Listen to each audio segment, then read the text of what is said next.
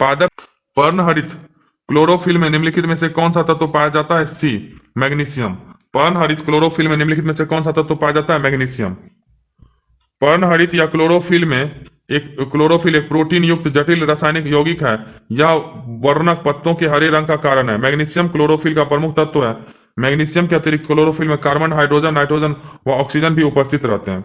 निम्नलिखित में से कौन सा क्लोरोफिल का घटक नहीं है? ए, कैल्शियम। निम्नलिखित में कौन सा क्लोरोफिल का घटक नहीं है? कैल्शियम। क्लोरोफिल पर्णहरित में पाया जाता है। क्लोरोफिल पर्णहरित में पाया जाता है। सी, मैग्नीशियम। क्लोरोफिल पर्णहरित में पाया जाता है मैग्नीशियम। प्रकाश संश्लेषण का उपोत्पाद ऑक्सीजन। प्रकाश संश्लेषण का उपोत्पाद ऑक्सीजन। प्रकाश संश्लेषण वह क्रिया है जिसमें पौधे के हरे भाग सूर्य से प्रकाश ऊर्जा को ग्रहण कर वायु से ली गई कार्बन डाइऑक्साइड CO2 तथा मृदा से शोषित जल H2O द्वारा कार्बोहाइड्रेट्स का निर्माण करते हैं और ऑक्सीजन O2 का उपोत्पाद बाय प्रोडक्ट के रूप में बाहर निकालते हैं। प्रकाश संश्लेषण की संपूर्ण क्रिया को निम्नलिखित अभिक्रिया द्वारा प्रदर्शित किया जा सकता है। 6CO2 + 12H2O प्रकाश पर्णहरित C6H12O6 + 6H2O + 6O2। प्रकाश संश्लेषण के दौरान हरे पौधे अवशोषित करते हैं CO2। प्रकाश संश्लेषण के दौरान हरे पौधे अवशोषित करते हैं CO2। हरे पौधे में प्रकाश संश्लेषण की क्रिया में होता है बी, कार्बन डाइऑक्साइड लेना और ऑक्सीजन छोड़ना। हरे पौधे में प्रकाश संश्लेषण की क्रिया में होता है कार्बन डाइऑक्साइड लेना और ऑक्सीजन छोड़ना। प्रकाश संश्लेषण में पौधे द्वारा निम्न में से कौन सी गैस उपयोग की जाती है? B, carbon dioxide. प्रकाश संश्लेषण में पौधे द्वारा निम्न में से कौन सी गैस उपयोग की जाती है? Carbon dioxide. निम्नलिखित गैसों में से कौन प्रकाश संश्लेषण प्रक्रिया के लिए आवश्यक है? B, CO2। निम्नलिखित गैसों में से कौन प्रकाश संश्लेषण प्रक्रिया के लिए आवश्यक है? CO2। वनस्पति कोशिकाओं के द्वारा प्रकाशीय ऊर्जा को रासायनिक ऊर्जा में परिवर्तित करने की क्रिया को प्रकाश संश्लेषण कहते हैं। प्रकाश संश्लेषण वह क्रिया जिसमें पौधे अपने हरे रंग वाले अंगों जैसे पत्ती द्वारा सूर्य के प्रकाश में उपस्थिति में वायु से कार्बन डाइऑक्साइड तथा भूमि से जल लेकर जटिल कार्बनिक खाद्य पदार्थ जैसे कार्बोहाइड्रेट्स का निर्माण करते हैं तथा ऑक्सीजन गैस बाहर निकालते हैं। जल, CO2, सूर्य का प्रकाश तथा क्लोरोफिल प्रकाश संश्लेषण के लिए आवश्यक अवयव है। हरे पौधे द्वारा प्रकाश संश्लेषण प्रक्रिया में प्रयुक्त और सौर ऊर्जा का रूपांतरण किस रूप में होता है? ए, रासायनिक ऊर्जा में। हरे पौधे द्वारा प्रकाश संश्लेषण प्रक्रिया में प्रयुक्त सौर ऊर्जा का रूपांतरण किस रूप में होता है? रासायनिक ऊर्जा में। प्रकाश संश्लेषण प्रक्रिया के लिए निम्नलिखित में से किसकी उपस्थिति आवश्यक नहीं है? B, oxygen. प्रकाश संश्लेषण प्रक्रिया के लिए निम्नलिखित में से किसकी उपस्थिति आवश्यक नहीं है? ऑक्सीजन। प्रकाश संश्लेषण की क्रिया में पौधे अपने हरे रंग वाले अंगों जैसे पत्ती द्वारा सूर्य के प्रकाश की उपस्थिति में वायु से कार्बन डाइऑक्साइड तथा भूमि से जल लेकर जटिल खाद्य पदार्थों जैसे कार्बोहाइड्रेट्स का निर्माण करते हैं और ऑक्सीजन गैस बाहर निकालते हैं। ऑक्सीजन जो प्रकाश संश्लेषण से उत्पन्न होती है आती है जल से। ऑक्सीजन जो प्रकाश संश्लेषण से उत्पन्न होती है आती है जल से। पौधे की प्रकाश संश्लेषण की प्रक्रियाओं से निकली समस्त ऑक्सीजन जल से प्राप्त होती है। प्रकाश की निम्नलिखित प्रकारों में से किनका पौधों द्वारा तीव्र अवशोषण होता है? बी, नीला और लाल। प्रकाश की निम्नलिखित प्रकारों में से किनका पौधों द्वारा तीव्र अवशोषण होता है? नीला और लाल। पौधे क्लोरोफिल नामक वर्णक की सहायता से सूर्य के प्रकाश एवं कार्बन डाइऑक्साइड की उपस्थिति में अपना भोजन तैयार करते हैं। इस क्रिया को प्रकाश संश्लेषण कहा जाता है। क्लोरोफिल हरा होता है लेकिन सूर्य के विद्युत चुंबकीय स्पेक्ट्रम इलेक्ट्रोमैग्नेटिक स्पेक्ट्रम में उपस्थित नीले तथा लाल रंग का अवशोषण तीव्रता से करता है। पृथ्वी पर अधिकांश ऑक्सीजन उत्पादित होती है शैवालों से। पृथ्वी पर अधिकांश ऑक्सीजन उत्पादित होती है शैवालों से। पृथ्वी पर कुल प्रकाश संश्लेषण का लगभग 90% भाग जलीय पौधों या शैवालों द्वारा होता है। इसमें लगभग 80 से 85% भाग समुद्र में मुख्यतः शैवालों द्वारा तथा शेष 5 से 10% भाग नदी, तालाब आदि में होता है। हरे पौधों द्वारा प्रकाश संश्लेषण की क्रिया में CO2 का अवशोषण एवं कार्बोहाइड्रेट्स तथा O2 का उत्पादन होता है। प्रकाश संश्लेषण होता है सी, दिन में अथवा रात्रि में। प्रकाश संश्लेषण होता है दिन में अथवा रात्रि में। प्रकाश संश्लेषण पेड़ पौधे में होने वाली एक क्रिया है जिसमें वे भोज्य पदार्थों का निर्माण करते हैं। इस क्रिया में प्रकाश ही ऊर्जा प्रदान करता है। प्राकृतिक रूप से पौधे सूर्य के प्रकाश से ही ऊर्जा ग्रहण करते हैं, किंतु समुद्रीय शैवाल चंद्रमा के प्रकाश में यह क्रिया करते हैं। या तथा विद्युत प्रकाश में भी पौधों में प्रकाश संश्लेषण की क्रिया होती है। पेड़ व पौधों का खाना तैयार करने की प्रक्रिया कहलाती है फोटोसिंथेसिस। पेड़ व पौधों का खाना तैयार करने की प्रक्रिया कहलाती है फोटोसिंथेसिस। वह क्रिया जिसके द्वारा पौधे अपना भोजन तैयार करते हैं कहलाती है प्रकाश संश्लेषण। वह क्रिया जिसके द्वारा पौधा अपना भोजन तैयार करती है कहलाती है प्रकाश संश्लेषण। प्रकाश संश्लेषण होता है सी, क्लोरोप्लास्ट में। प्रकाश संश्लेषण होता है क्लोरोप्लास्ट में। प्रकाश संश्लेषण कहां होता है? क्लोरोप्लास्ट में। क्लोरोप्लास्ट नामक कोशिकांग में जैव रासायनिक क्रिया प्रकाश संश्लेषण संपन्न होती है। क्लोरोप्लास्ट में हरे रंग का वर्णक क्लोरोफिल पर्णहरित पाया जाता है। आगे दोस्तों, प्रकाश संश्लेषण हेतु सर्वाधिक क्रियाशील प्रकाश है लाल प्रकाश। प्रकाश संश्लेषण हेतु सर्वाधिक क्रियाशील प्रकाश है लाल प्रकाश। प्रकाश संश्लेषण पर प्रकाश का प्रभाव 3 प्रकार से होता है। यह प्रखरता, इंटेंसिटी, प्रकाश का प्रकार, क्वालिटी तथा उसके अंतराल, ड्यूरेशन, तीनों से प्रभावित होता है। दुर्बल प्रखरता के प्रकाश में संभवतः पर्ण रंध्रों से के ना खुलने से तथा गैसीय विसरण बहुत धीमी दर से होने के कारण प्रकाश संश्लेषण क्रिया नहीं होती है। जैसे जैसे प्रकाश की तीव्रता बढ़ती है, प्रकाश संश्लेषण क्रिया आरंभ हो जाती है तथा गति प्राप्त करती है। विभिन्न तरंग दैर्ध्य के प्रभावों के संबंध में अधिकतम प्रकाश संश्लेषण लाल प्रकाश तरंग दैर्ध्य 650 नैनोमीटर तथा द्वितीय अधिकतम नीले प्रकाश तरंग दैर्ध्य 475 नैनोमीटर में पाया जाता है। हालांकि पर्णहरित लाल प्रकाश की अपेक्षा नीला प्रकाश अधिक अवशोषित करता है, परंतु प्रकाश संश्लेषण में सर्वाधिक प्रयोग लाल प्रकाश का ही होता है। आगे दोस्तों, प्रकाश संश्लेषण में कौन सा प्रकाश सबसे अधिक प्रभावकारी होता है? ए लाल। प्रकाश संश्लेषण में कौन सा प्रकाश सबसे अधिक प्रभावकारी होता है? लाल। प्रकाश संश्लेषण में सूर्य के प्रकाश की कौन सी रश्मियों का पर्णहरित द्वारा सर्वाधिक उपयोग किया जाता है? ए लाल। प्रकाश संश्लेषण में सूर्य के प्रकाश की कौन सी रश्मियों का पर्णहरित द्वारा सर्वाधिक प्रयोग किया जाता है? लाल। फिर है सही कथन चुनिए। लाल प्रकाश का तरंगदैर्घ्य बैंगनी प्रकाश से ज्यादा होता है। लाल प्रकाश का तरंगदैर्घ्य बैंगनी प्रकाश से ज्यादा होता है। बैंगनी रंग का तरंगदैर्घ्य सबसे कम व आवृत्ति सबसे अधिक, जबकि लाल रंग का तरंगदैर्घ्य सबसे अधिक व आवृत्ति न्यूनतम होती है। कृत्रिम प्रकाश प्रकाश संश्लेषण का कारण हो सकता है। कृत्रिम प्रकाश प्रकाश संश्लेषण का कारण हो सकता है।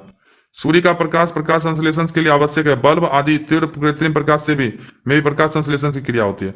प्रकाश ऊर्जा का रासायनिक ऊर्जा में रूपांतरण निम्नवत होता है। बी प्रकाश संश्लेषण द्वारा। प्रकाश ऊर्जा का रासायनिक ऊर्जा में रूपांतरण निम्नवत होता है प्रकाश संश्लेषण द्वारा। प्रकाश संश्लेषण फोटोसिंथेसिस क्रिया में हरे पौधे प्रकाश की ऊर्जा लाइट एनर्जी को रासायनिक ऊर्जा केमिकल एनर्जी में रूपांतरित कर देते हैं, जो कि पौधों में कार्बनिक पदार्थ के रूप में संचित हो जाते हैं तथा इन्हीं कार्बनिक पदार्थों द्वारा जंतु तथा पौधों का पालन पोषण होता है। निम्नलिखित में से कौन सा प्रक्रम प्रकाश संश्लेषण में सम्मिलित है? इसका आंसर हो जाएगा बी। प्राप्यतम ऊर्जा स्थितिज ऊर्जा में परिवर्तित होती है और संचित हो जाती है। प्रकाश संश्लेषण की क्रिया मुख्यतः पौधों में संपन्न होती है, जिसके द्वारा सूर्य के प्रकाश मुक्त ऊर्जा को रासायनिक ऊर्जा में परिवर्तित किया जाता है। यह ऊर्जा बाद में पौधों की विभिन्न क्रियाओं में प्रयुक्त होती है। इन रासायनिक ऊर्जा का संचयन कार्बोहाइड्रेट अणुओं तथा यथा शर्करा के रूप में होता है, जिनका संश्लेषण कार्बन डाइऑक्साइड और जल की सहायता से किया जाता है। रासायनिक ऊर्जा एक प्रकार की स्थितिज ऊर्जा है जो परमाणुओं व अणुओं के बंधन बॉन्ड्स में संचित होती है। प्रकाश संश्लेषण की क्रिया 2 चरणों में संपन्न होती है। पहले चरण में प्रकाश पर निर्भर प्रतिक्रियाओं के द्वारा प्रकाश की ऊर्जा एटीपी और NADPH की ऊर्जा संचित करने वाले अणुओं के निर्माण में प्रयुक्त होता है। दूसरे चरण में प्रकाश से स्वतंत्र प्रतिक्रियाओं द्वारा इन उत्पादों का प्रयोग कार्बन डाइऑक्साइड के संग्रहण और न्यूनीकरण के लिए किया जाता है। प्रकाश संश्लेषण की प्रक्रिया में एटीपी के कितने अणु ग्लूकोज के प्रत्येक अणु के संश्लेषण में शामिल रहते हैं? बी 18। प्रकाश संश्लेषण की प्रक्रिया में एटीपी के कितने अणु ग्लूकोज के प्रत्येक अणु के संश्लेषण में शामिल रहते हैं? 18। प्रकाश संश्लेषण की प्रक्रिया के दौरान ग्लूकोज के प्रत्येक अणु के संश्लेषण में एटीपी के 18 अणु शामिल होते हैं। निम्नलिखित में से कौन अधिकतम कुशलतापूर्वक सौर ऊर्जा को रासायनिक ऊर्जा में परिवर्तित करता है? ए क्लोरेला। निम्नलिखित में से कौन अधिकतम कुशलतापूर्वक सौर ऊर्जा को रासायनिक ऊर्जा में परिवर्तित करता है? क्लोरेला। क्लोरेला अधिक से अधिक कुशलतापूर्वक सौर ऊर्जा को रासायनिक ऊर्जा में परिवर्तित करता है। वस्तुतः क्लोरेला क्लोरोफाइटा से संबंधित एक कोशिकीय हरित शैवाल की एक प्रजाति है और सौर ऊर्जा को रासायनिक ऊर्जा में बदलने की क्लोरेला की दक्षता सर्वाधिक 8% है। विकल्प ए सही उत्तर है। निम्न में से कौन सा पौधा पौधे की जड़ों का कार्य नहीं है? ए प्रकाश संश्लेषण। निम्नलिखित में से कौन सा पौधों की जड़ों का कार्य नहीं है? प्रकाश संश्लेषण। प्रकाश संश्लेषण क्रिया पत्तियों में होती है। प्रकाश संश्लेषण की दर पत्तियों में उपस्थित स्टोमाटा की संख्या तथा उनके बंद एवं खुलने के समय पर निर्भर करती है। इसके अलावा पत्ती की कोशिकाओं में क्लोरोप्लास्ट की व्यवस्था भी प्रकाश संश्लेषण की दर को प्रभावित करती है। अधोलिखित में से कौन सा पृथ्वी के कार्बन चक्र में कार्बन डाइऑक्साइड की मात्रा को नहीं बढ़ाता है? बी प्रकाश संश्लेषण। अधोलिखित में से कौन सा पृथ्वी के कार्बन चक्र में कार्बन डाइऑक्साइड की मात्रा को नहीं बढ़ाता है? प्रकाश संश्लेषण। वायुमंडल में कार्बन डाइऑक्साइड गैस श्वसन, दहन, किण्वन, विघटन आदि क्रियाओं के द्वारा मुक्त होती है। स्थलीय पौधे इसे सीधे ही वायु से ग्रहण कर लेते हैं। हरे पौधे प्रकाश संश्लेषण की क्रिया करते समय इस गैस को ग्रहण करके कार्बोहाइड्रेट का निर्माण करते हैं। पादप पोषण। प्रश्न कोश।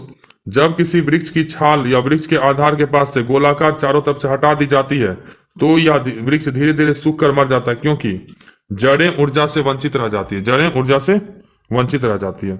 संवहनीय पादपों में दो प्रकार की परिवहन ऊतक पाए जाते हैं, पहला फ्लोएम, दूसरा जाइलम। किसी वृक्ष की छाल से सबसे आंतरिक परत ही फ्लोएम है। इसका मुख्य कार्य प्रकाश संश्लेषण की प्रक्रिया में निर्मित घुलनशील कार्बनिक पदार्थ का परिवहन करना है। वृक्ष के आधार के पास से उसकी छाल निकाल देने पर फ्लोएम भी क्षतिग्रस्त हो जाएगा, जिसके फलस्वरूप प्रकाश संश्लेषण की प्रक्रिया में पत्तियों द्वारा निर्मित पोषक तत्व जड़ों तक नहीं पहुंच सकेंगे तथा जड़ें ऊर्जा से वंचित रह जाएंगी। पौधों में फ्लोएम मुख्यतः उत्तरदायी है आहार वहन के लिए। पौधों में फ्लोएम मुख्यतः उत्तरदायी है आहार वहन के लिए। फ्लोएम प्रमुख कार्य पौधों के हरे भाग में निर्मित भोज्य पदार्थों को दूसरे भागों में स्थानांतरित करना है। इस ऊतक को बास्ट भी कहते हैं। या चार प्रकार की कोशिकाओं यथा चालनीय अवयव सखी कोशिकाएं, फ्लोएम मृदुतक एवं फ्लोएम तंतु से निर्मित होता है। ज्ञातव्य है कि जाइलम पौधों में जल संवहन के लिए उत्तरदायी है। पौधों में पानी पहुंचाया जाता है जाइलम द्वारा। पौधों में पानी पहुंचाया जाता है जाइलम द्वारा। निम्नलिखित में से कौन सा तत्व पौधों के विकास के लिए आवश्यक नहीं है? सोडियम। निम्नलिखित में से कौन सा तत्व पौधों के विकास के लिए आवश्यक नहीं है? सोडियम। पौधों के विकास के लिए 17 अनिवार्य तत्वों को चिन्हांकित किया गया है, जिनमें से 9 की आवश्यकता बृहद मात्रा मैक्रो क्वांटिटीज में है तथा 7 की आवश्यकता सूक्ष्म मात्रा माइक्रो क्वांटिटीज में होती है। बृहद मात्रा में पुनः 2 भागों में बांटा गया, प्राथमिक और द्वितीयक। प्राथमिक nitrogen, phosphorus, potassium, carbon, hydrogen और ऑक्सीजन। द्वितीयक कैल्शियम, मैग्नीशियम और सल्फर। पोषकों की आवश्यकता अधिक मात्रा में होती है, जबकि सूक्ष्म पोषकों की आवश्यकता पौधों को कम मात्रा में होती है, जिनमें लौह, जिंक, मैग्नीज, बोरोन, तांबा, मोलिब्डेनम, निकेल और क्लोरीन है। निम्न में से कौन सा पौधों के लिए अनिवार्य सूक्ष्म पोषक नहीं है? सी, सोडियम। निम्नलिखित में से कौन सा पौधों के लिए अनिवार्य सूक्ष्म पोषक नहीं है? सोडियम। निम्नलिखित में से कौन सा तत्व पौधों के सूक्ष्म पोषक नहीं है? D, magnesium. निम्नलिखित में से कौन सा तत्व पौधों में सूक्ष्म पोषक नहीं है? मैग्नीशियम। निम्नलिखित में से कौन सा पोषक तत्व दलहनी फसलों में गांठ गठन के लिए आवश्यक है? सी, बोरोन। निम्नलिखित में से कौन सा पोषक तत्व दलहनी फसलों में गांठ गठन के लिए आवश्यक है? बोरोन। बोरोन पौधों के लिए आवश्यक एक सूक्ष्म पोषक तत्व माइक्रोन्यूट्रिएंट्स है। यह दलहनी फसलों के जड़ों में ग्रंथिका गठन, नोड्यूल फॉर्मेशन के लिए आवश्यक होता है। निम्न में से परजीवी पौधे की पहचान करें। बी, अमरबेल। अमरबेल कसकटा एक पूर्ण स्तंभ परजीवी टोटल स्टेम पैरासाइट आवृतबीजी पौधा है, जिसका तना पतला, दुर्बल तथा पीले रंग का होता है। इसका तना पोषक भोष्ठ के चारों ओर लिपट कर परजीवी मूल हॉस्टोडियम द्वारा भोजन, खनिज लवण तथा और जल H2O प्राप्त करता है। पादप हार्मोन। प्रश्न को निम्नलिखित में से कौन सा पादप हार्मोन नहीं है? सी, इंसुलिन। निम्नलिखित में से कौन सा पादप हार्मोन नहीं है? इंसुलिन। इंसुलिन अग्नाशय या पेनक्रियाज के अंतःस्रावी भाग लैंगरहैंस द्वीपिकाओं में की बीटा कोशिकाओं से स्रावित होने वाला जंतु हार्मोन है। इसकी कमी से मधुमेह रोग हो जाता है। प्रश्नगत अन्य विकल्प पादप हार्मोन है। निम्न में से कौन सा पादप हार्मोन है? D, cytokinin. निम्नलिखित में से कौन सा पादप हार्मोन है? साइटोकाइनिन। सामान्यतः पादप हार्मोन के 5 प्रमुख वर्ग होते हैं: एब्सिसिक अम्ल, ऑक्सिन, साइटोकाइनिन, एथिलीन, जिब्रेलिन। निम्नलिखित में से कौन सा पादप हार्मोन है? सी, साइटोकाइनिन। निम्नलिखित में से कौन सा पादप हार्मोन है? साइटोकाइनिन। निम्न में से कौन सा पौधे वृद्धि हार्मोन प्लांट हार्मोन है? D, cytokinin. साइटोकाइनिन। निम्न में से कौन सा पौधा वृद्धि हार्मोन प्लांट हार्मोन है? साइटोकाइनिन।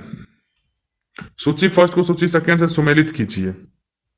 इसका आंसर हो जाएगा बी, ए का 4 ऑक्सिन्स शिखर प्रधानता और बी का 1 जिब्रेलिन कोशिका वृद्धि, सी का 2 साइटोकाइनिन कोशिका विभाजन और डी का 3 वृद्धि अवरोधक। पादप हार्मोन ऑक्सिन शिखर प्रधानता, जिब्रेलिन कोशिका वृद्धि, साइटोकाइनिन कोशिका विभाजन, एब्सिसिक अम्ल वृद्धि अवरोधक।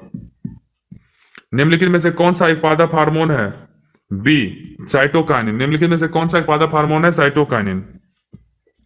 पादप हार्मोन पौधों में प्राकृतिक रूप से उत्पन्न होने वाले विशेष कार्बनिक यौगिक होते हैं। ये परिवहन के उपरांत पौधों के विभिन्न अंगों में अति लघु मात्रा में पहुंचकर वृद्धि एवं अनेक उपापचयी क्रियाओं को प्रभावित तथा नियंत्रित करते हैं। ऑक्सीजन, जिबरेलिन, साइटोकाइनिन, एब्सिसिक अम्ल एवं एथिलीन पादप हार्मोन के प्रमुख उदाहरण हैं। सूखा सहिष्णुता से संबंधित हार्मोन है ए एब्सिसिक अम्ल। सूखा सहिष्णुता से संबंधित हार्मोन है एब्सिसिक अम्ल। सूखा के प्रति सहनशील पौधे के सूखे की परिस्थितियों में एब्सिसिक अम्ल नामक पादप हार्मोनों का संश्लेषण करते हैं, जिससे उन्हें जल को संरक्षित करने में मदद मिलती है। गैसीय स्थिति में पाया जाने वाला हार्मोन है बी एथिलीन। गैसीय स्थिति में पाया जाने वाला हार्मोन है एथिलीन। एथिलीन एक पादप हार्मोन है जो गैसीय अवस्था में पाया जाता है। हरे फलों को कृत्रिम ढंग से पकाने हेतु प्रयुक्त गैस है एसिटिलीन। हरे फलों को कृत्रिम ढंग से पकाने वाले प्रयुक्त गैस है acetylene. Prevention of food adulteration rule 1955 की धारा 44 ए के तहत एसिटिलीन गैस से फलों को पकाने पर प्रतिबंध है। फलों को पकाने में प्रयुक्त होने वाले कैल्शियम कार्बाइड में आर्सेनिक और फास्फोरस पाया जाता है। कैल्शियम कार्बाइड वातावरण में मौजूद नमी से प्रतिक्रिया कर एसिटिलीन गैस बनाता है, जिससे फल पकता है। फलों को कृत्रिम रूप से पकाने हेतु कार्बाइड के मुकाबले एथिलीन को अधिक सुरक्षित और स्वीकार्य माना जाता है। एथिलीन एक पादप हार्मोन है। कच्चे फलों को पकाने के लिए जिस गैस का प्रयोग होता है वह है एसिटिलीन। कच्चे फलों को पकाने के लिए जिस गैस का उपयोग होता है वह है एसिटिलीन। निम्नलिखित में से कौन सा पादप हार्मोन मुख्यतः फल परिपक्वता के लिए उत्तरदायी है? सी एथिलीन। निम्नलिखित में से कौन सा पादप हार्मोन मुख्यतः फल परिपक्वता के लिए उत्तरदायी है? एथिलीन। आगे है दोस्तों, सूची फर्स्ट को सूची सेकंड से सुमेलित करना है। इसमें 4 ऑप्शन दिए गए हैं, इसका आंसर हो जाएगा बी। ए का 3 हो जाएगा, बी का 4, ए का 3 और बी का 4, और फिर शीतल पे carbon dioxide, quartz, sodium silicate. सूची कृत्रिम रूप से फलों का पकाया जाना ethylene, baking soda, sodium bicarbonate, शीतल पे carbon dioxide, quartz, sodium silicate. फिर है टमाटर के बीज रहित फल का उत्पादन संभव है? सी पुष्पों पर हार्मोन छिड़कने से। टमाटर के बीज रहित फल का उत्पादन संभव है पुष्पों पर हार्मोन छिड़कने से। टमाटर, संतरा, नींबू, केला इत्यादि के फलों में बिना परागन पॉलिनेशन के भी फल का विकास हो सकता है। ये फल बीज रहित सीडलेस होते हैं। यदि पुष्पों की कली से पुंकेसर निकालकर वर्तिकाग्र के ऊपर ऑक्सीजन का लेपन कर दिया जाए तब बीज रहित फल पार्थेनोकैपिक फ्रूट्स बन जाते हैं। पादप जनन। पौधों में अर्धसूत्री विभाजन के अध्ययन के लिए सबसे उपयुक्त भाग है परागकोश। पौधों में अर्धसूत्री विभाजन के अध्ययन के लिए सबसे उपयुक्त भाग है परागकोश। पौधों में अर्धसूत्री विभाजन मेयोसिस के अध्ययन के लिए उपयुक्त विकल्पों में सबसे उपयुक्त भाग परागकोश एंथर्स है, जिसमें अर्धसूत्री विभाजन के बाद पराग कणों का निर्माण होता है, जो वास्तव में अपरिपक्व इमेच्योर नर युग्मोद्भिद मेल गैमेटोफाइट हैं। प्रजनन के लिए पौधों पर पुष्प उत्पन्न होते हैं। पुंकेसर स्टामेंस नर जननांग तथा अंडप कार्पेल्स मादा जननांग के रूप में होते हैं। पुंकेसर में पुतंतु व परागकोश होता है तथा अंडप अंडाशय ओवरी वर्तिका स्टाइल एवं वर्तिकाग्र स्टिग्मा होते हैं। निम्नलिखित में से कौन सा कथन पौधों के कायिक प्रवर्धन के संबंध में सही है? तो इसका आंसर हो जाएगा सी, केवल 1 और 3। कायिक प्रवर्धन क्लोनीय जनसंख्या को उत्पन्न करता है। तीसरा, कायिक प्रवर्धन वर्ष के अधिकतर भाग में चल सकता है। पौधों के कायिक भागों यथा जड़, स्तंभ तथा एवं पत्तों द्वारा जनन, जिसमें लैंगिक क्रियात्मक भाग नहीं होते, कायिक प्रवर्धन वेजिटेटिव प्रोपेगेशन कहलाता है। कायिक जनन मुख्य लाभ यही है कि इससे कोई भी क्षेत्र बड़ी शीघ्रता से एक जाति विशेष द्वारा आच्छादित हो जाता है, परंतु यह जनन विधि जाति श्रृंखला की दूरस्थ वृद्धि में सहायक नहीं है, क्योंकि कायिक अंग उनकी उतनी दूरी तक नहीं वितरित हो पाते जितने की बीज। कायिक जनन द्वारा उत्पन्न संतति जनक रूपेण जेनेटिकली पैतृक समान होती है और उसमें कोई भिन्नता या नए गुण और ऊर्ज नहीं पाए जाते हैं। कायिक जनन विषाणुओं का प्रसार करने में सहायक है तथा कथन 2 सत्य नहीं है। कायिक प्रवर्धन वर्ष के अधिकतर भाग में चल सकता है, अतः कथन 3 सत्य है। तना काट आमतौर से किसके प्रवर्धन के लिए उपयोग किया जाता है? इसका सही उत्तर हो जाएगा बी, गन्ना। तना काट आमतौर से किसके प्रवर्धन के लिए प्रयोग किया जाता है? गन्ना। गन्ना कुल ग्रेमिनी फैमिली ग्रेमिनी के अंतर्गत आता है, जिसका तना काट आमतौर से कायिक प्रवर्धन वेजिटेटिव प्रोपेगेशन के लिए प्रयुक्त किया जाता है। इसका तना ठोस सॉलिड एवं संधिबद्ध ज्वाइंटेड होता है। जिसमें पर्व नोड तथा पर्व संध्या इंटरनोड्स पाई जाती है। भारत में गन्ने की खेती में वर्तमान प्रवृत्तियों के संदर्भ में निम्नलिखित कथनों पर विचार कीजिए। जब बर्ड चिप सेटलिंग्स को नर्सरी में उगाकर मुख्य कृषि भूमि में प्रतिरोपित किया जाता है तब बीज सामग्री में बड़ी बचत होती है।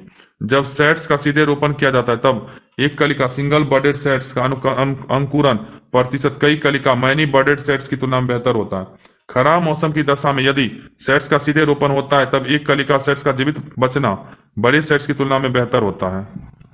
गन्ने की खेती उत्तक संवर्धन की तैयार की गई सेटलिंग से की जाती है। सी 1 और 4 सही है।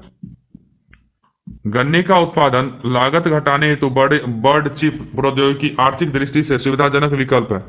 गन्ने की खेती उत्तक संवर्धन से तैयार की गई सेटलिंग से की जा सकती है। वर्तमान में गन्ने की खेती में पारंपरिक विधि के विपरीत आधुनिक उन्नत विधि का उपयोग किया जा रहा है, जिसमें कलिका चिप गन्ना बीज का उपयोग होता है।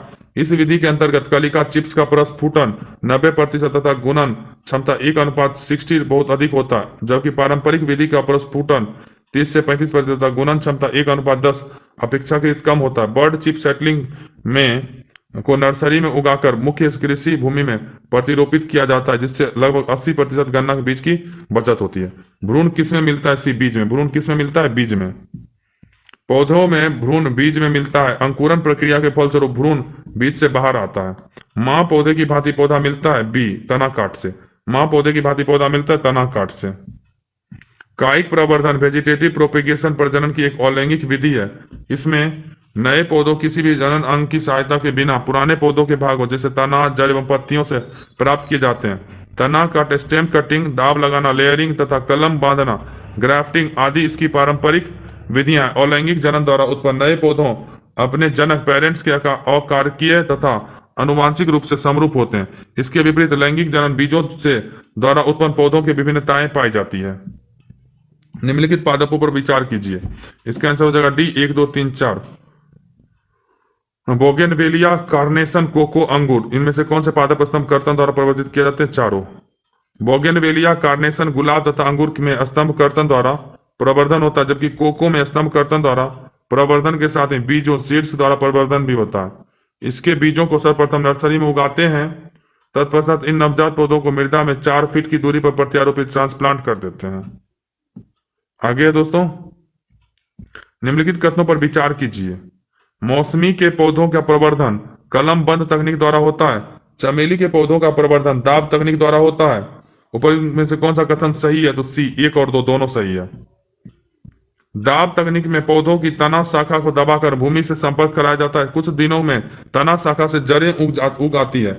इसे अलग कर नए पौधों के रूप में उगा लिया जाता है। चमेली के पौधों का प्रवर्धन इसी प्रकार किया जाता है, जबकि मौसमी के पौधों का प्रवर्धन कलम बंद तकनीक से किया जाता है। इस प्रकार प्रश्न का दोनों कथन सही है। पौधों में गुटी लगाने का कार्य किस उद्देश्य की पूर्ति हेतु किया जाता है? बी वानस्पतिक प्रसारण के लिए। वानस्पतिक प्रसारण के लिए पौधों में गुटी लगाने का कार्य किस उद्देश्य की पूर्ति के लिए किया जाता है? वानस्पतिक प्रसारण के लिए। पौधों में गुटी लगाना कृत्रिम कायिक प्रवर्धन के लिए तकनीक जो कि वानस्पतिक प्रसारण हेतु किया जाता है। इसमें मूल पौधों से जुड़े रहने के दौरान हवाई तनों से जुड़े जड़ों को विकसित होने दिया जाता है। वर्षा ऋतु में इसका इस्तेमाल नींबू, संतरा, अमरूद एवं लीची आदि के विकास हेतु किया जाता है। यदि किसी उभयलिंग पुष्प में पुमंग और जयांग अलग अलग समय पर परिपक्व होते हैं तो इस तथ्य को कहते हैं। ए भिन्न काल परिपक्वता। भिन्न काल परिपक्वता। उभयलिंग पुष्प में पुमंग एंड्रोसियम तथा जयांग जाइनोसियम के अलग अलग समय पर परिपक्व होने की घटना पृथक पक्वता या भिन्न काल पक्वता डाइकोगेमी कहलाती है, जो कि 2 प्रकार की, पहला पूर्व पुंपक्वता अथवा दूसरा पूर्व स्त्री पक्वता पोटोजिनी होती है। पूर्व पुंपक्वता में परागकोश अंडाशय से पूर्व पकते हैं, जबकि पूर्व स्त्री पक्वता में अंडाशय परागकोश से पहले पकता है अर्थात परिपक्व होता है। एक ही पौधे के एक पुष्प के परागकोश से परागकण का उसी पौधे के दूसरे पुष्प के वर्तिकाल के स्थानांतरण कहलाता है स्वजातीय पुष्पी परागण। स्वजात पुष्पी परागण। एक ही पौधों के एक पुष्प के परागकोश से परागकण का उसी पौधे के दूसरे पुष्प के वर्तिकाग्र में स्थानांतरण स्वपरागण सेल्फ पोलिनेशन या स्वजात पुष्पी परागण जिटेनोगेमी कहलाता है। फिर अध्याय 5 आर्थिक महत्व। कंचन एक उन्नत किस्म है बी आंवला का। कंचन एक उन्नत किस्म है आंवला का। आंवला इंडियन गूसबेरी के फल औषधीय गुणों से युक्त होते हैं। इसमें विटामिन सी प्रचुर मात्रा में पाया जाता है। कंचन, कृष्णा, बनारसी आदि इसकी उन्नत किस्में हैं। आम की नीलम एवं अल्फांसो के मध्य क्रॉस से किस संकर किस्म के फल का विकास होता है? सी रत्ना। आम की नीलम एवं अल्फांसो के मध्य क्रॉस से किस संकर किस्म के फलों का विकास होता है? रत्ना। आम का वानस्पतिक नाम मैंजीफेरा इंडिका। इसमें प्रचुर मात्रा में मिनरल्स, विटामिन एवं एंटीऑक्सीडेंट पाया जाता है। हापुस, दशहरी, लंगड़ा, चौसा, केसर, बादामी आदि इसकी प्रमुख किस्में हैं। रत्ना, नीलम और अल्फांसो के क्रॉस से बनी आम संकर प्रजाति, जबकि आम्रपाली, दशहरी और नीलम के क्रॉस से बनी संकर प्रजाति। आम की संकर किस्में के पौधे शीघ्र ही फल देना शुरू कर देते हैं और इनका फैलाव भी कम होता है, जिसके कारण इन्हें सघन बागवानी में लगाया जा सकता है। काशी लालिमा निम्नलिखित में से किस फसल की प्रजाति है? बी भिंडी। काशी लालिमा निम्नलिखित में से किस फसल की प्रजाति है? भिंडी। काशी लालिमा भिंडी की फसल की प्रजाति। इस प्रजाति का इजाद काशी हिंदू विश्वविद्यालय के कृषि शिक्षा संस्थान से किया है। इसमें कैल्शियम और आयरन के अलावा एंटीऑक्सीडेंट जैसे तत्व पाए जाते हैं। CO1148 महत्वपूर्ण प्रजाति है डी गन्ना की। CO1148 एक महत्वपूर्ण प्रजाति है गन्ना की। CO1148 गन्ने की एक महत्वपूर्ण प्रजाति। यह प्रजाति पूर्वी उत्तर प्रदेश में मुख्यतया पाई जाती है। निम्नलिखित में से कौन सा युग्म सही सुमेलित नहीं है? सी अलसी सूर्या। अलसी सूर्या। सूर्या आम, पपीता, आलू आदि की प्रजाति है, ना कि अलसी लिनसेट की। सभी विकल्प सुमेलित हैं। मैक्रोनी गेहूं का वानस्पतिक नाम है Triticum durum. Triticum durum. Macaroni गेहूं का वानस्पतिक नाम है ट्रिटिकम ड्यूरम। मैक्रोनी गेहूं का वानस्पतिक नाम ट्रिटिकम ड्यूरम है। मैक्रोनी गेहूं की एक टेट्राप्लोइड प्रजाति है। सामान्य गेहूं के बाद यह प्रजाति गेहूं की दूसरी सबसे अधिक खेती की जाने वाली प्रजाति है। जैविक रूप से संश्लेषित नैनो कणों का उपयोग एक नई पारिस्थितिकीय मित्र तकनीक है, जिसकी कैंसर उपचार में बड़ी संभावनाएं हैं। इस तकनीक में एक पौधे के निचोड़ का उपयोग करते हैं। यह पौधा है पार्थिनियम पौधे की पत्ती के निचोड़ का उपयोग नैनो कणों के जैव संश्लेषण में किया जाता है। यह कैंसर उपचार में लाभदायक है। लिटमस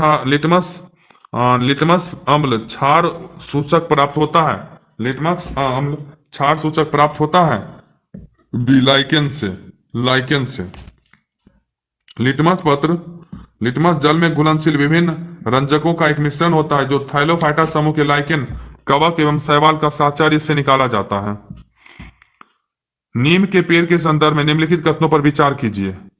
कुछ जाति के कीटों और बरूथियों के प्रचुरोद्भवन को नियंत्रित करने के लिए नीम के तेल का प्रयोग कीटनाशक के रूप में किया जाता है।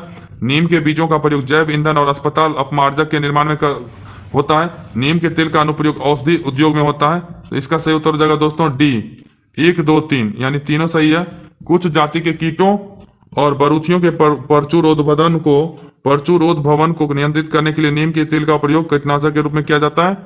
नीम के बीजों का प्रयोग जैव ईंधन और अस्पताल अपमार्जक का निर्माण करने में होता है, और नीम के तेल का अनुप्रयोग औषधि उद्योग में होता है। अगला क्वेश्चन है दोस्तों, नीम में एजाडिरेक्टिन नामक रसायन पाया जाता है। इस रसायन में कीटनाशक एवं कवकनाशक गुण होता है। फसल सुरक्षा के दृष्टिकोण से कीटों में वृद्धि को नियंत्रित करने के लिए नीम का प्रयोग किया जाता है। नीम के कारण हानिकारक कीटों में प्रजनन क्षमता अवरुद्ध हो जाती है।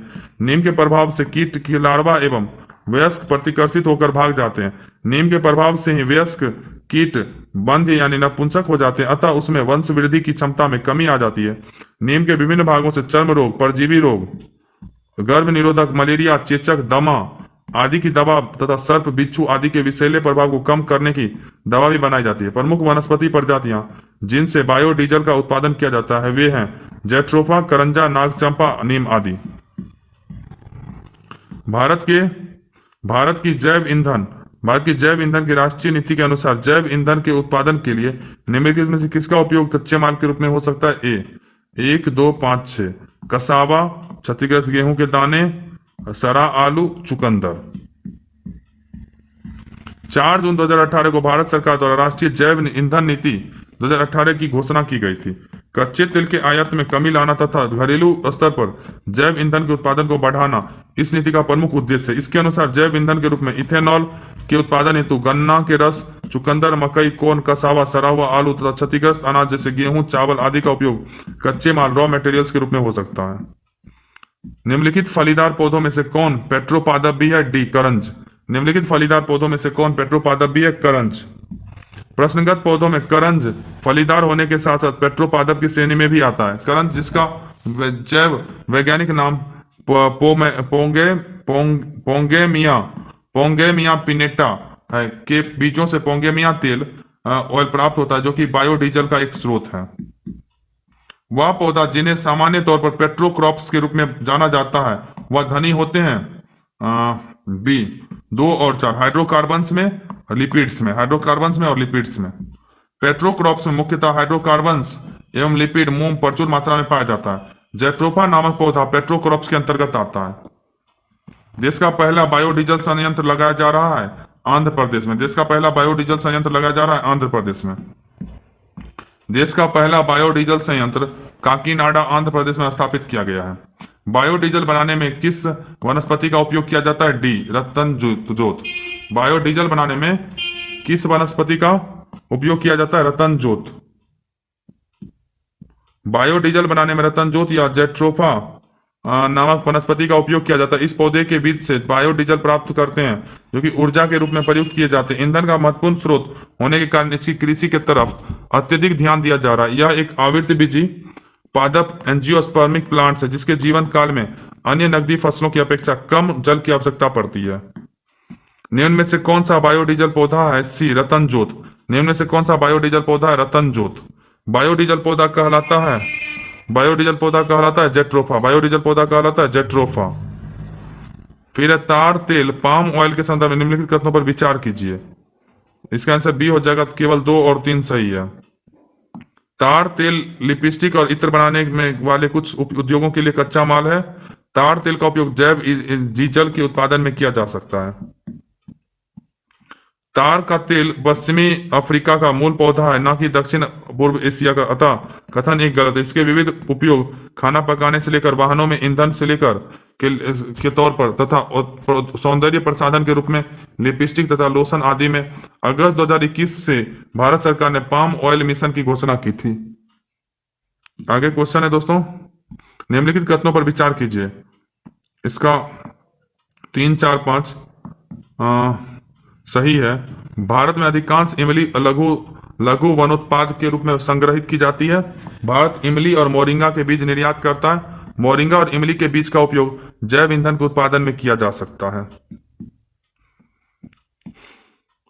भारत में इमली को ज्यादातर लघु वनोपज के रूप में एकत्रित किया जाता है। भारत इमली एवं मोरिंगा के बीज अमेरिका, जर्मनी, चीन, कनाडा, दक्षिण कोरिया आदि देशों को निर्यात करता है।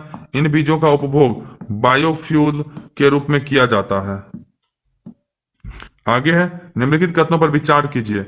कसकुटा अमरबेल परजीवी आवृतबीजी का एक उदाहरण है। यह पोषी पौधों के पत्तियों से अपना पोषण प्राप्त करता है। इसका आंसर डी हो जाएगा, ए सही किंतु आर गलत है। ए सही है किंतु आर गलत है। कसकुटा एक प्रकार की लता है। इसे अमरबेल की भी कहा जाता है। यह परजीवी आवृतबीजी पौधे का एक उदाहरण है, जिसे पत्तियों और पर्णहरिम का पूर्णतः अभाव होता है। यह पीले पतले दुबले तने वाला पूर्ण स्तंभ परजीवी टोटल स्टेम पैरासाइट है। इसका तना पोषक के चारों ओर लिपट जाता है तथा स्थान स्थान पर परजीवी मूल हॉस्टोडियम निकलकर पोषक के तने के जाइलम तथा फ्लोएम में घुस जाते हैं और वहां से भोजन तथा खनिज लवण और जल प्राप्त करते हैं। इस प्रकार के दिए गए प्रश्न में कथन ए सही किंतु आर गलत है। ऊर्जा के वैकल्पिक स्रोतों के संदर्भ में व्यवहार्य जैव ईंधन इथेनॉल इनमें से किससे प्राप्त किया जा सकता है? सी, गन्ना से। ऊर्जा के वैकल्पिक स्रोतों के संदर्भ में एक व्यवहार्य जैव ईंधन इथेनॉल इनमें से किससे प्राप्त किया जा सकता है? गन्ना से। गन्ना, सुगर केन और मक्का कॉर्न से व्यवहार्य जैव ईंधन बायोफ्यूल इथेनॉल प्राप्त किया जा सकता है। चिलगोजा निम्न में से किस एक प्रजाति के बीज से प्राप्त होता है? ए, पाइन। चिलगोजा निम्न में से किस एक प्रजाति के बीज से प्राप्त होता है? पाइन।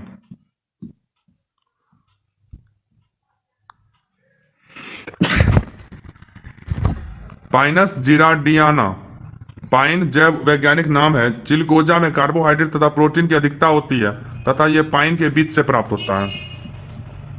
सीरा अति उत्तम कच्चा माल है पावर एल्कोहल के लिए। सीरा अति उत्तम कच्चा माल है पावर एल्कोहल के लिए। सीरा मोलासिस पावर एल्कोहल के लिए अति उत्तम कच्चा माल है जिसे गन्ना शुगर केन के रस द्वारा तैयार किया जाता है।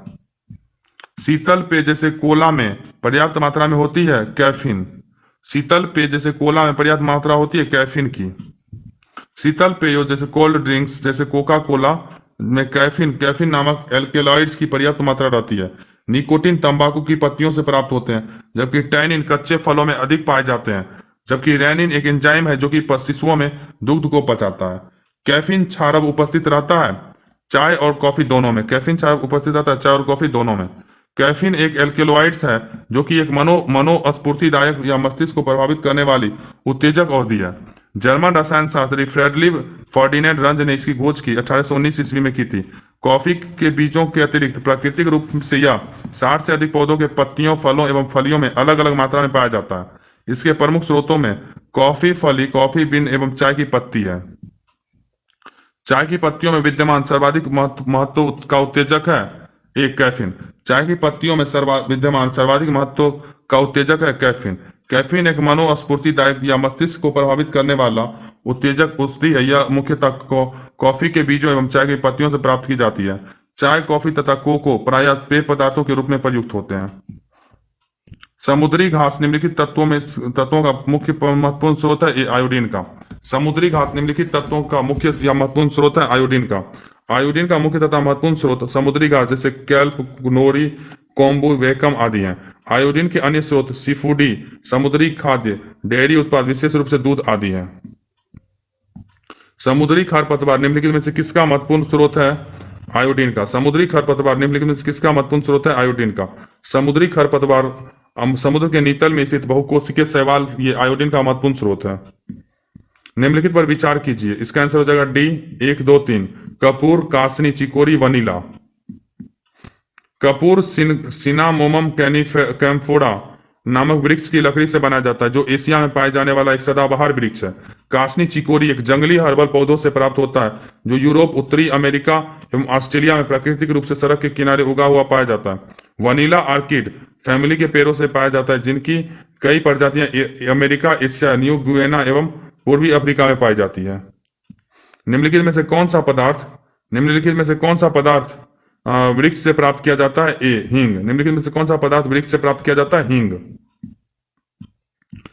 प्रश्नगत विकल्प में से हींग एसाफोएटिडा पौधों से प्राप्त किया जाता है। यह जिस पौधों से प्राप्त की जाती है वह अम्बेलिफेरा कुल से संबंधित है। फेरुला एसाफोटिडा फेरुला रूब्रिकॉलिस आदि के जड़ों से प्राप्त लेटेक्स को सुखाकर तथा राइजोम से हींग प्राप्त की जाती है।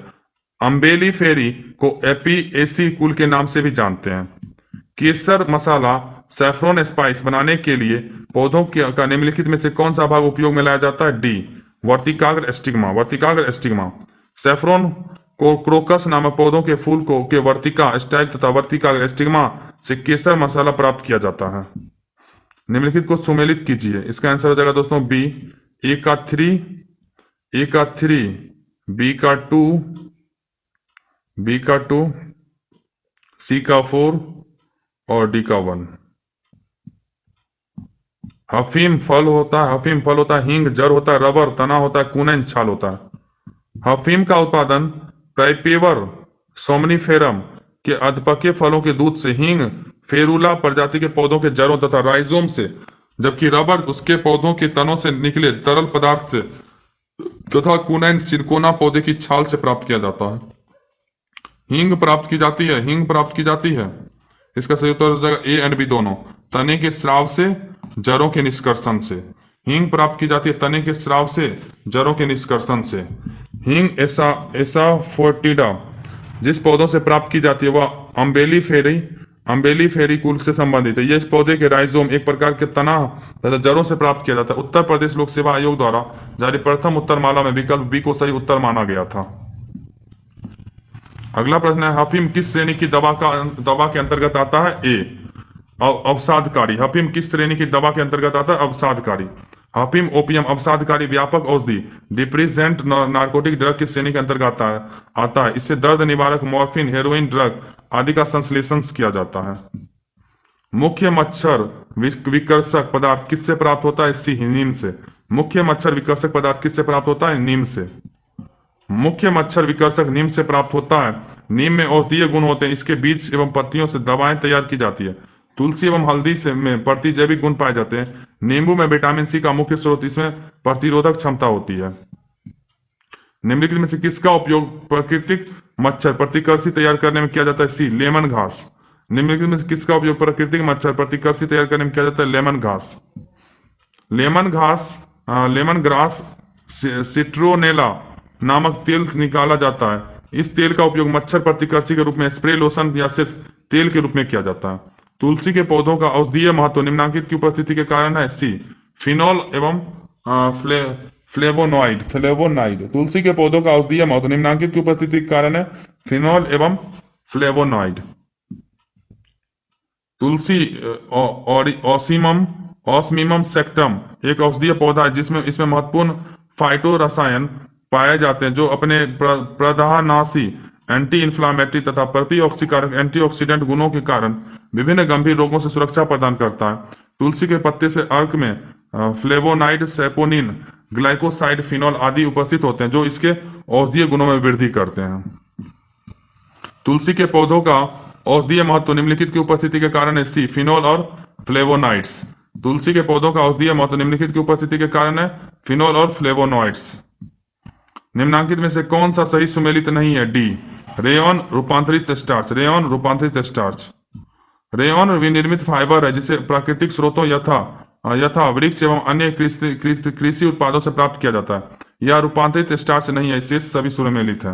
निम्नलिखित में से किस कुल के पौधों से टापा कपड़ा बनाया जाता है? B, Moraceae. निम्नलिखित में से किस कुल के पौधों से टापा कपड़ा बनाया जाता है? मोरेसी।